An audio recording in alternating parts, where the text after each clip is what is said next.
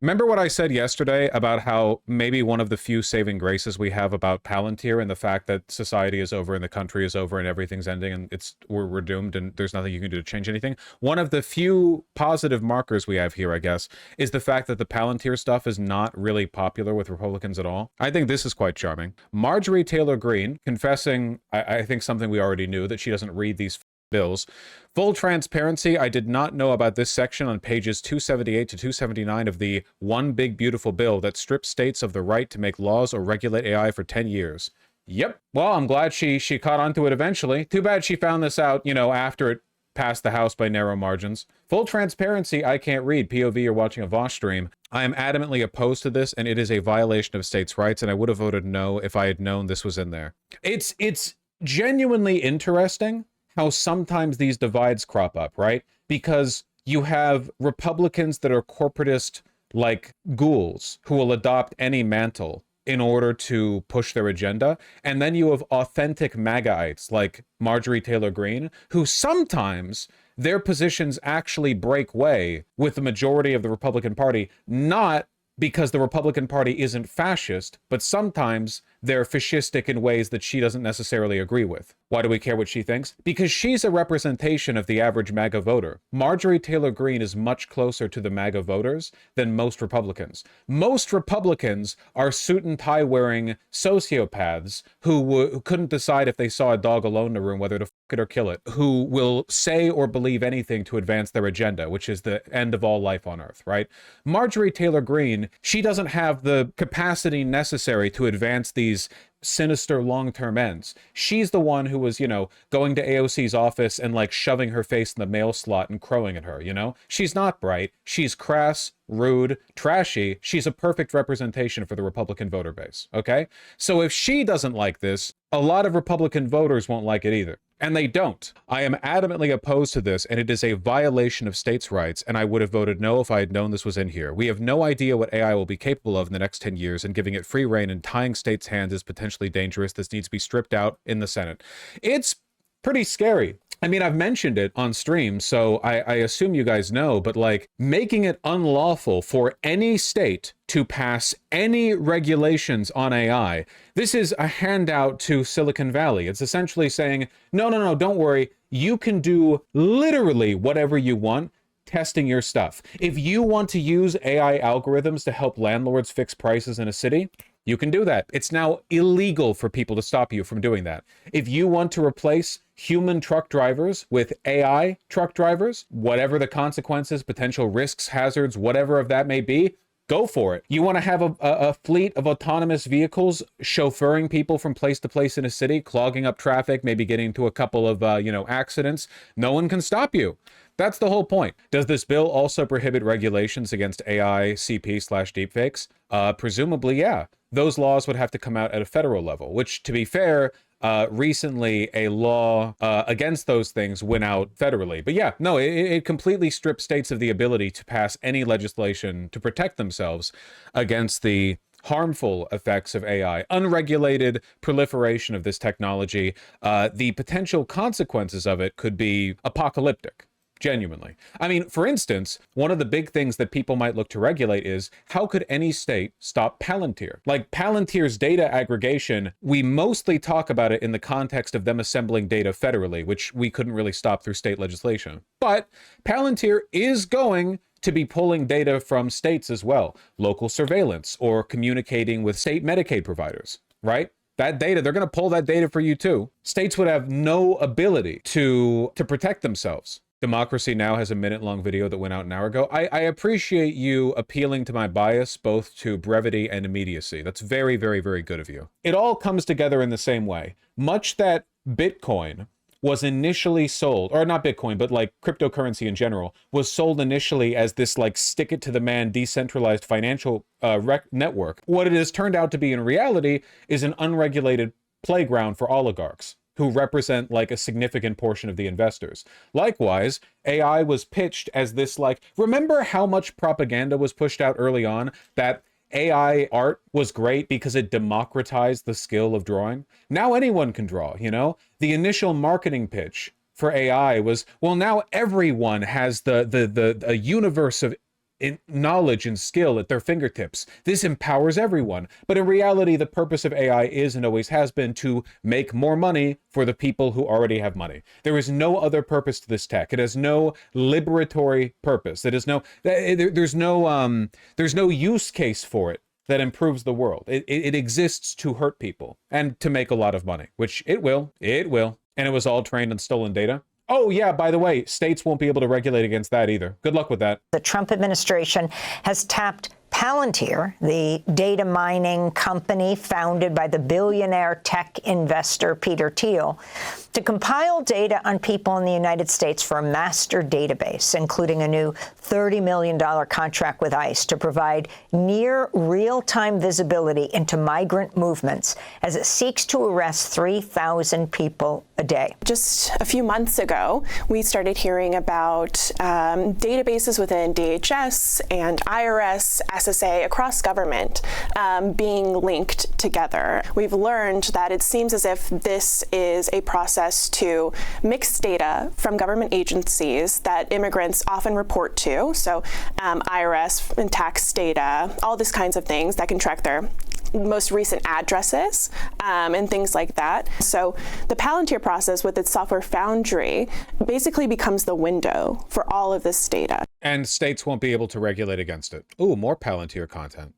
It all ties together, is the point. Paragraph 1 may not be construed to prohibit the enforcement of any law or regulation, the primary purpose and effect of which is to remove legal impediments to or facilitate the development of or operation of an artificial intelligence model system or automated decision-making. I like that the bill specifically says, like, listen, you cannot pass state laws that regulate AI in any way, unless the regulations allow for more AI, remove legal impediments, or facilitate the deployment of. That's it. That's the caveat, okay? That's the context in which you get to do that. Phenomenal stuff, really. You can tell they let the AI write this. The One Big Beautiful Bill was written by the most evil people in the world. And the Trump administration, or at least most of the Trump administration, is in all likelihood probably not aware of most of its contents. Trump does not know about this. Trump doesn't know anything, right? The Republican voter doesn't know anything.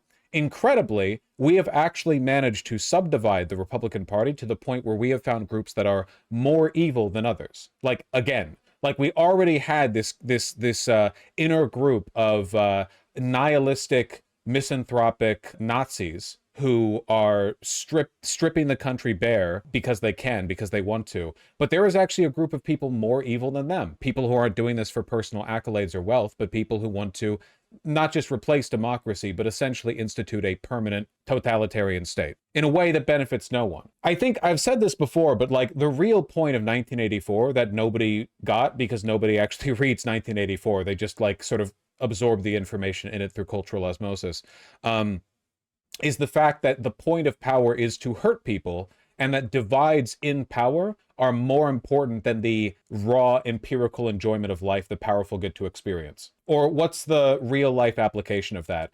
The most wretched white man would suffer injury if he could be convinced a black man would suffer twice the injury. It's essentially that. So that's cool. GOP spending bill could put a moratorium on state-level AI laws for 10 years. That would be perhaps okay if the federal government, Congress, actually could pass a law to ensure consumers are protected, but they've been incapable of doing that on privacy in general. Indiana lawmakers on an AI task force say they're concerned the proposal could unravel several laws the state has passed, including one requiring campaign ad disclaimers if AI is used, and another that updated the state's revenge porn law to include AI-generated content. All gone. This simple footnote that they're proposing would undo all of those laws. That would really be quite devastating, I think. It's very defeating. Angela Tipton successfully advocated for an update to Indiana's revenge porn law after a former student created and shared a digitally altered image with Tipton's face edited in. What's the plan? Because it's an incredible disservice if they decide to roll things backwards. In response, 40 attorneys general signed a letter expressing opposition to the proposal, including Indiana Attorney General Todd Rokita. Well, too bad you're just a state official. Speaking of that divide, because I expect that this whole AI Palantir business is going to cause a lot of kerfuffle in the right, because true true MAGA believers are not going to go for this. And like, this isn't really part of what Trump has promised them. They haven't been keyed in on this. They haven't been rhetorically prepped for this, right? They're here to be racist, xenophobic, so on and so forth, you know. But this, like, you must all submit to the AI overlords, to big tech. Like, this isn't really part of the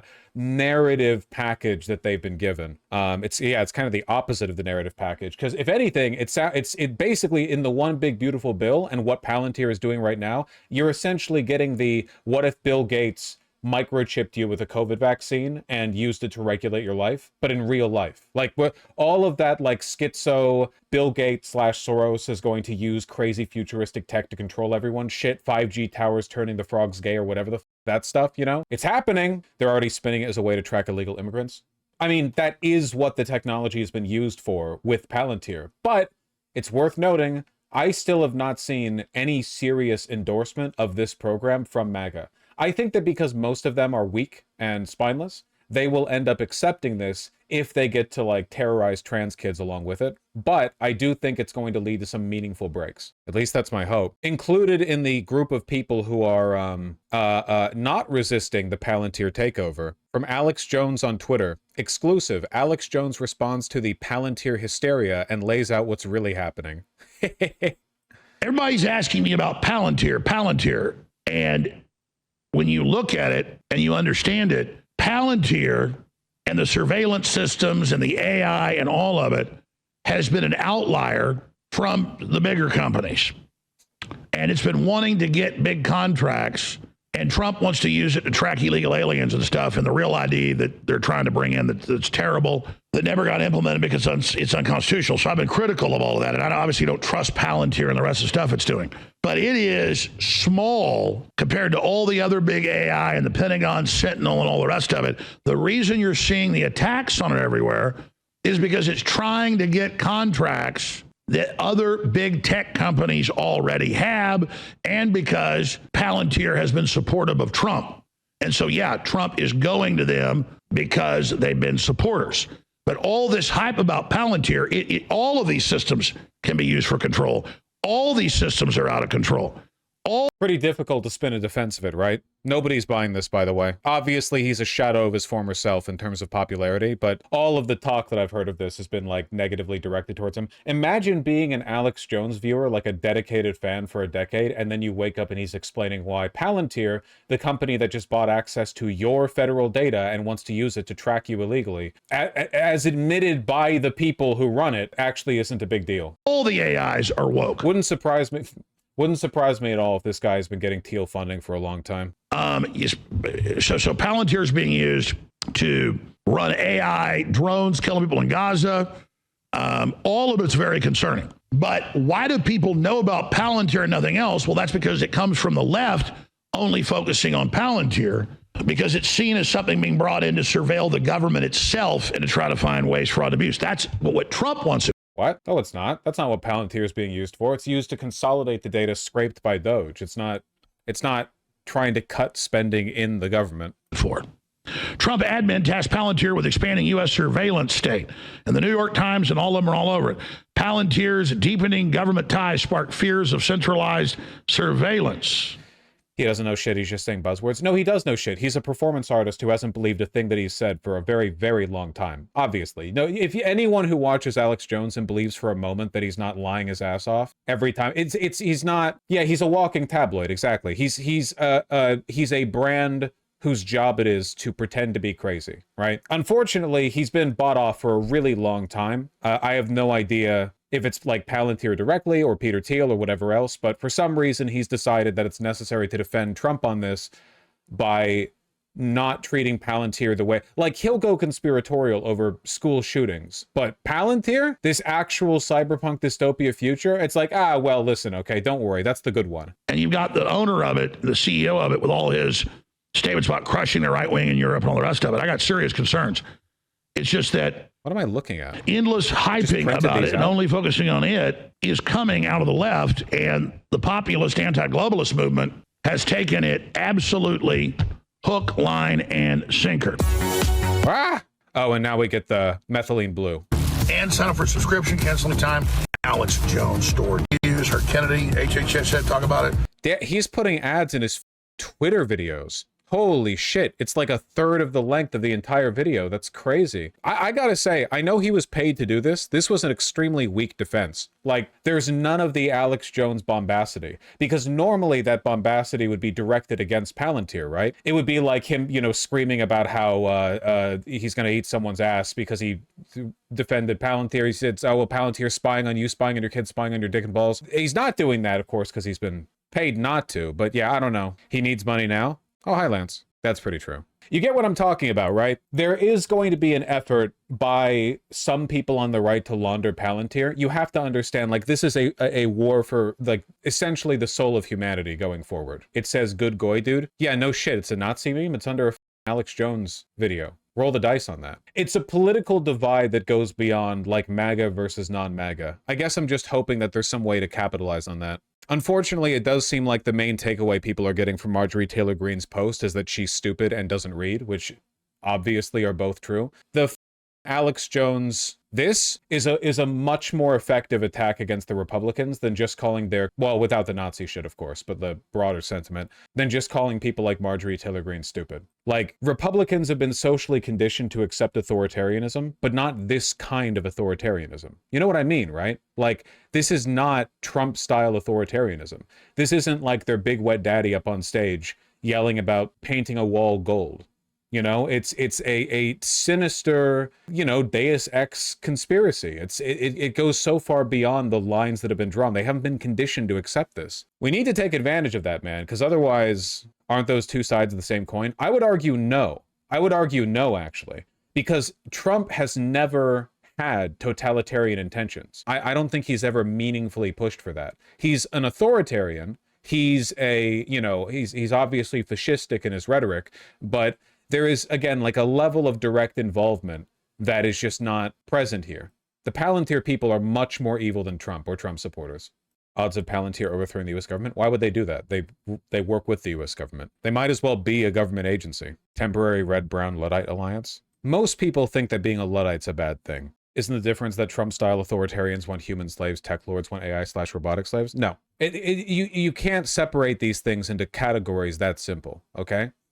The people at Palantir, that specific type of, like, Silicon Valley libertarianism, is made up of mentally degenerate social rejects who want to take out the fact that they were bullied in high school on the world because they assume that if everything and everyone was controlled by someone as smart as them, everything would work properly. Like, they're locked in permanent, like, 13-year-old brain. Like, dude, everything would work out fine if I was in charge. Everyone else is just stupid. They want that, and they want technology to facilitate that level of control. Trump just likes applause. Like, genuinely, like, he just likes applause. He likes having an opposition too, because it gives him something to complain about, you know?